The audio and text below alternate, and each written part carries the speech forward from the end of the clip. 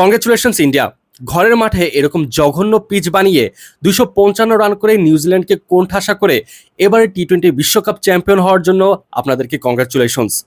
ঘরের মাঠে সবাই কম বেশি নিজেদের হোম অ্যাডভান্টেজটা নেওয়ার চেষ্টা করে, তাই বলে এরকম জঘন্য এই পিচে বলাররা কোনো সুবিধাই করতে পারেনি। নিউজিল্যান্ডের বলাররা বোলিং করছিল শুধুমাত্র রান খরচ করার জন্য, আর ওদিকে ব্যাটাররা দেদারসে 4 ছক্কা হাঁকিয়ে 255 পর্যন্ত রান নিয়ে গিয়েছিল।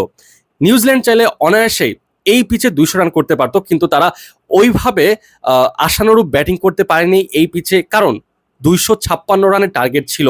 শুধু 200 রান করার টার্গেট নিয়ে যদি না মাঠে নামতো তাহলে ঠিকই তারা ঠেকিয়ে হালকা ঠেকিয়ে বা বাউন্ডারি হাঁকিয়ে 200 রান পর্যন্ত করে ফেলতে পারতো, কিন্তু তারা জয়ের লক্ষ্যে নেমেছিল বলে প্রত্যেকটা বলে বাউন্ডারি হাঁকানোর চেষ্টা করেছিল এবং বেশি চাপ নিয়ে খেলার কারণে আউট হয়ে যাচ্ছিল। আর ওদিকে ইন্ডিয়া জয়ের দিকে এগিয়ে যাচ্ছিল।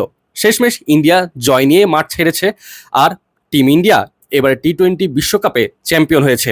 একটা মজার জিনিস কি জানেন, 2024 সাল থেকে আইসিসির যে কয়টা বৈশ্বিক টুর্নামেন্ট হয়েছে প্রত্যেকটা টুর্নামেন্টে টিম ইন্ডিয়া চ্যাম্পিয়ন। 2024 সালে টি-20 বিশ্বকাপে টিম ইন্ডিয়া চ্যাম্পিয়ন, 2025 সালে চ্যাম্পিয়ন্স ট্রফিতে টিম ইন্ডিয়া চ্যাম্পিয়ন, আর 2026 সালে এসে আবারও সেই টি-20 বিশ্বকাপে ইন্ডিয়া চ্যাম্পিয়ন হয়ে গেছে। মানে ব্যাপারটা এখন এমন হয়ে দাঁড়িয়েছে যে প্রত্যেকটা টুর্নামেন্ট অনুষ্ঠিত হয় শুধুমাত্র ইন্ডিয়া চ্যাম্পিয়ন হওয়ার লক্ষ্যেই, অর্থাৎ ফাইনালে ইন্ডিয়া কনফার্ম ফাইনালে থাকবে, আর বাদ বাকি দলগুলো মোকাবেলা করে ইন্ডিয়ার বিপক্ষে খেলার জন্য এবং ফাইনালে মঞ্চে গিয়ে ইন্ডিয়ার বিপক্ষে হারার জন্যই এই টুর্নামেন্ট আয়োজন করা হয়। ব্যাপারটা বলতে গেলে অনেকটা এরকমই হয়ে গেছে।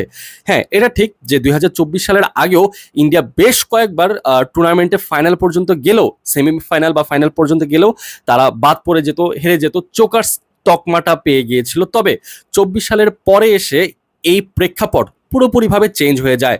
তারা ডমিনেট করে, পুরো আসরে ডমিনেট করে শেষে গিয়ে ম্যাচ জিতে চ্যাম্পিয়ন হয়ে যায় 2026 টি-20 বিশ্বকাপে। এবারও তার কোনো ব্যতিক্রম হয়নি।